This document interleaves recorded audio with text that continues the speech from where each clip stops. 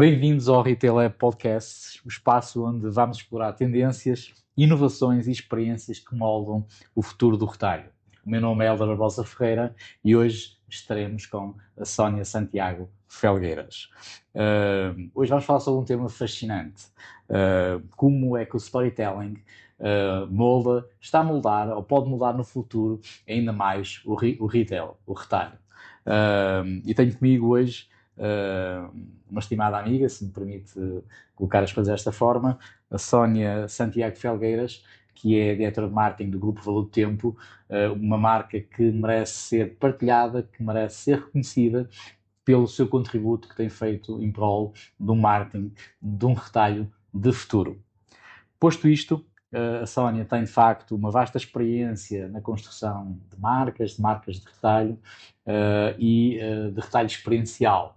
E hoje nós vamos falar de facto sobre uma coisa que penso que diz muito à Sónia, mas ela já vos vai contar, que é o storytelling de facto no retalho.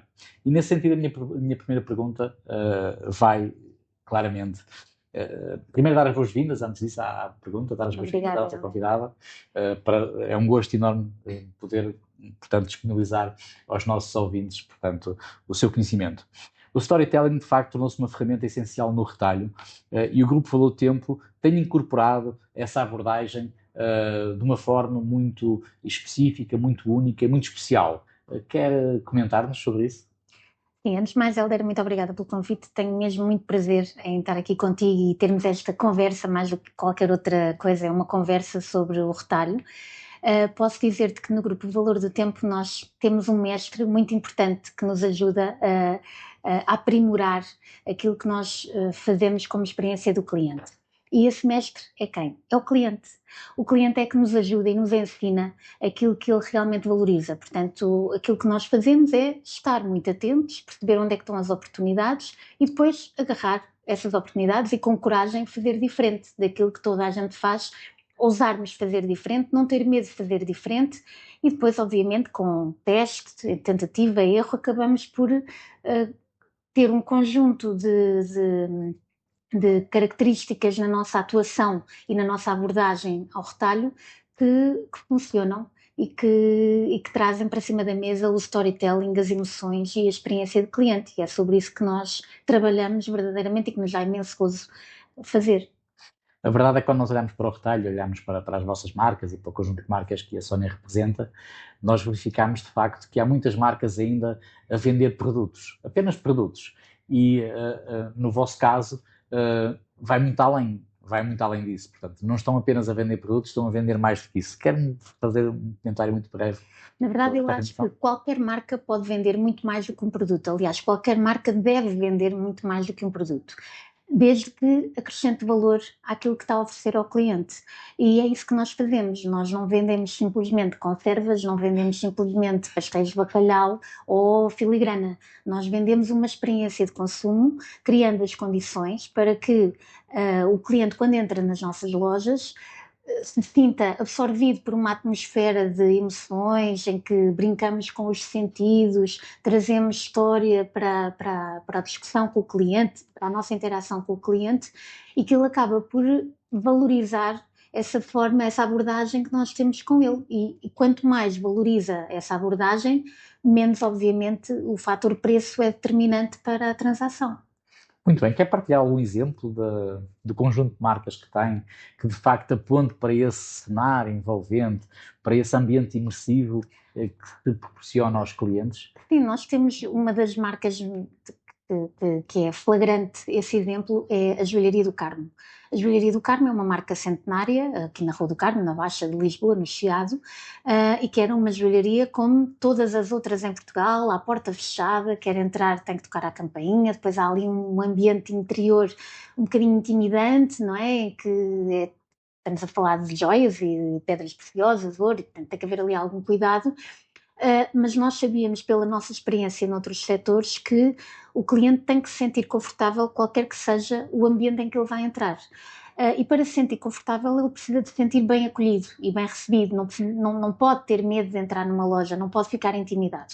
Então uma das primeiras coisas que fizemos foi precisamente abrir as portas da Joalharia do Carmo para que essa intuição de entrar seja ainda mais facilitada e não obriga a pessoa àquele quase ato inibidor de ter que tocar a campainha e alguém vir abrir a porta e toda aquela interação que nem todos os clientes gostam, não é?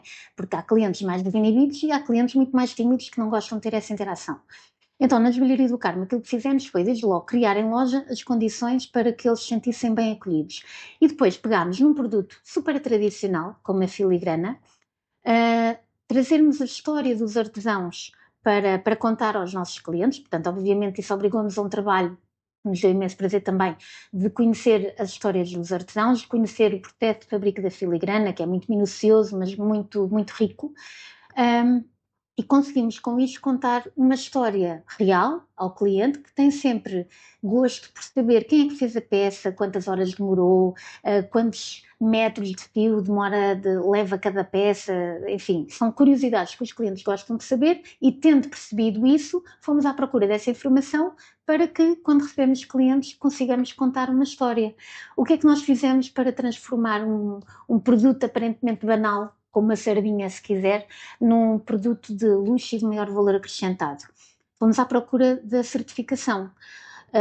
Podemos ter em Portugal, e temos, filigrana certificada e filigrana não certificada. A filigrana não certificada é feita em máquinas, muito mais rápido, mas com um nível de precisão que não se assemelha à filigrana feita à mão, que consegue ter uma joia muito mais bem definida e com um nível de detalhe muito mais aprimorado.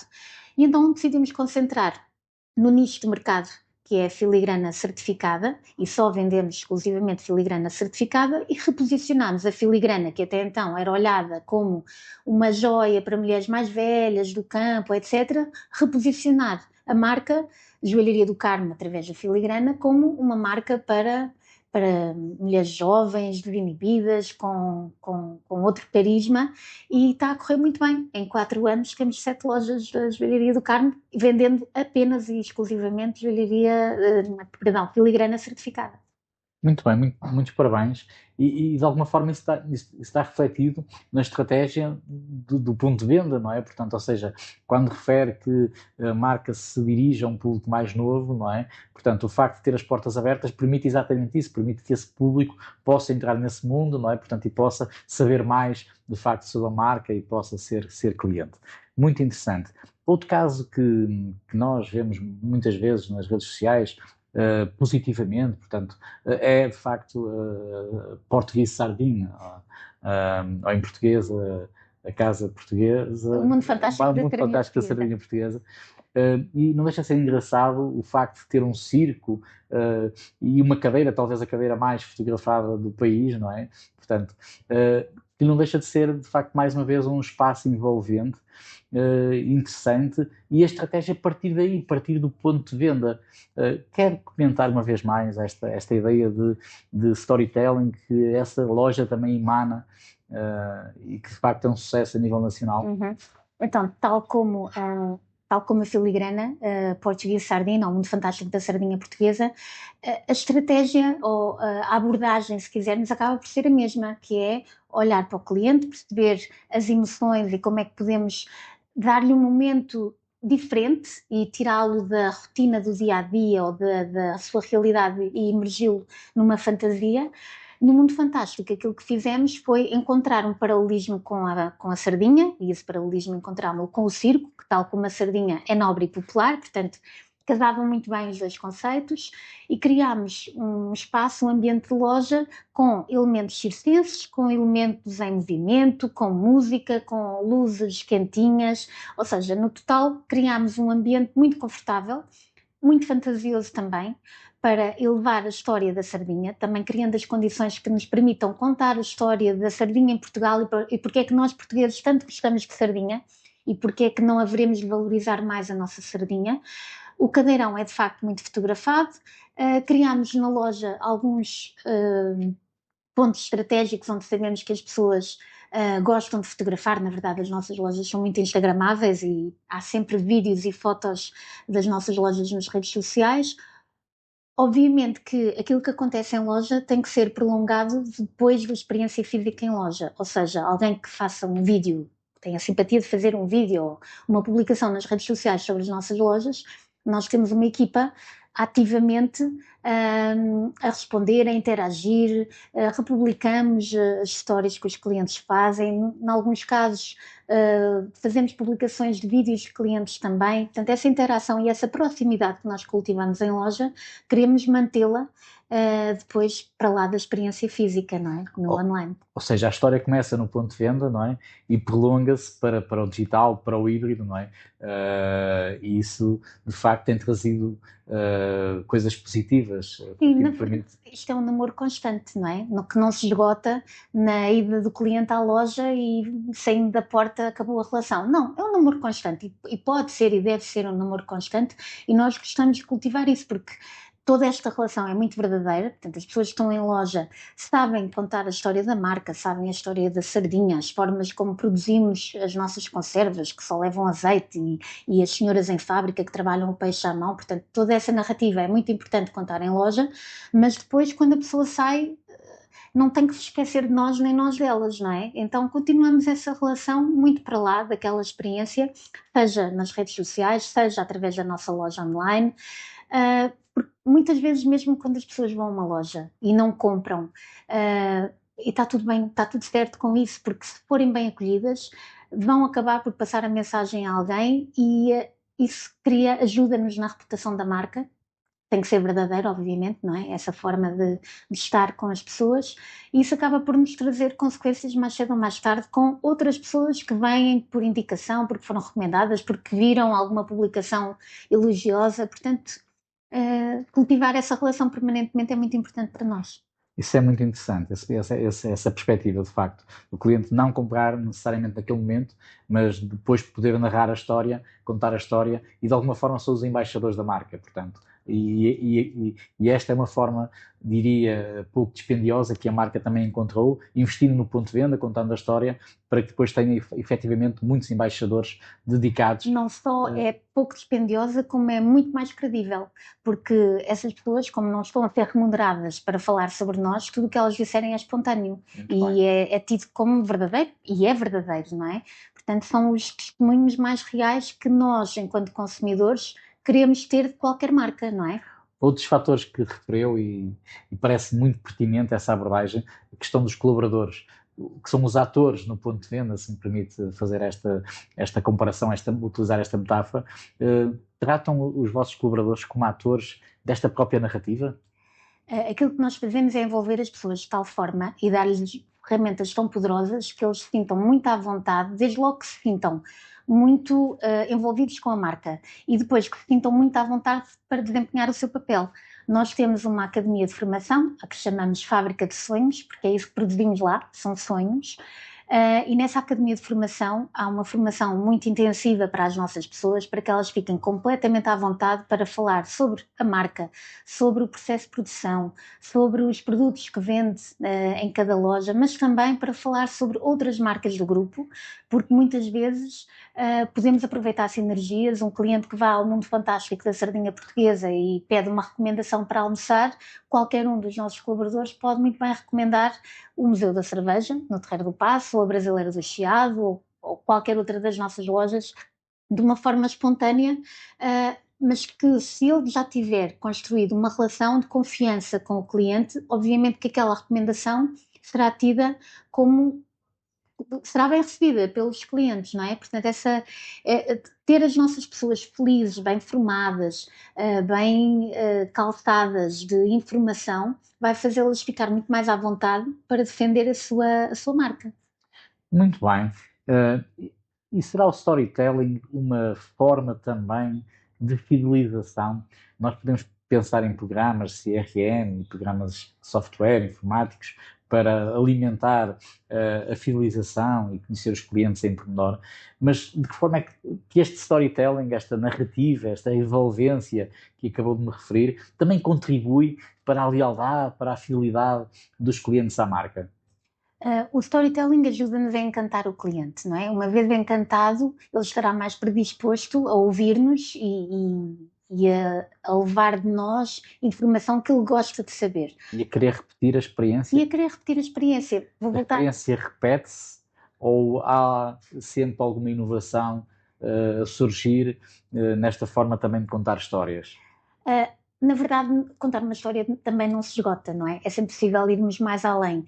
Vou voltar ao exemplo da joalharia do Carmo. O cliente que leva uma joia do artesão J. Soares, por exemplo, ele não leva só a joia daquele artesão, ele leva também a história daquele artesão e um vídeo daquele artesão, que são conteúdos exclusivos que nós fizemos por artesão para cada cliente que leva uma loja daquele artesão. Portanto, ele foi encantado inicialmente pela joia, que o atraiu no olhar. Depois, na interação com o consultor em loja, ele conhece a história do artesão, leva a história do artesão para casa, acaba por depois, mais tarde, mesmo que esteja noutro ponto do planeta, abordar-nos, porque olha, afinal também vi um anel da mesma coleção dos brincos, ou porque agora afinal gostava de oferecer alguma coisa a alguém, e essa relação vai tendo continuidade, e ele vai receber a história de um outro artesão. Há sempre mais alguma coisa que podemos acrescentar. Obviamente também recorremos à tecnologia, que isso nos ajuda a fazer base de dados, por exemplo, e onde podemos mais tarde vir a contactar com clientes que já o foram ou com potenciais clientes. E também o fazemos noutras marcas, por exemplo, no Museu da Cerveja, em que temos uma componente de business to business muito importante para nós, com agências de viagens, agências de eventos, hotéis, empresas, e aí o que fazemos é um contacto regular com algumas novidades que vamos lançando para manter a chama acesa e para ir sempre alimentando aquela base de dados, que não se esqueçam da nossa marca e que saibam, sobretudo, que podem contar connosco para eles próprios brilharem. Porque aquilo que nós queremos fazer com o mercado corporate é pô-los a brilhar junto dos clientes deles. Certo, muito interessante, de facto. Estaríamos certamente muito tempo a discutir isto, mas queremos também que os nossos podcasts sejam curtos, breves, e nesse sentido faria uma última pergunta que apontaria para o futuro, não é? Como é que vê o storytelling no futuro do retalho? Não tenho outra resposta que não seja, é cada vez mais importante. Há de facto muita oferta e é preciso diferenciarmos. E a diferenciação tem que ser justamente por este vínculo emocional que nós conseguimos estabelecer com o cliente, e esse vínculo pode muito bem ser facilitado, no nosso caso comprovadamente facilitado pela relação que nós construímos com ele, e essa relação, tendo por trás toda uma história real, obviamente sublinho, uma história que é contada, ajuda bastante a estabelecer uma relação de proximidade e de confiança que depois terá outras consequências, obviamente. Muito bem. Muito obrigado, Sónia. Foi um gosto enorme ouvir os teus insights. Realmente fique claro o quão expertise a Sónia tem nesta era do retalho e quão bem defende, de facto, as marcas que representa. Espero que os nossos ouvintes tenham tido o mesmo gosto que eu tive em ouvir, de facto, na primeira pessoa, a Sónia Santiago Felgueiras, e até breve. Obrigada, Hélder. Gostei muito e, claro, ficou tanta coisa por dizer, mas também aqui não se esgota a informação, não é? Muito bem. Obrigada. Obrigado. Rapidamente chegamos ao fim do episódio. Foi curto, intenso e inspirador. Agora fica a pensar já no próximo episódio. E segue-nos em Retail Lab Podcast.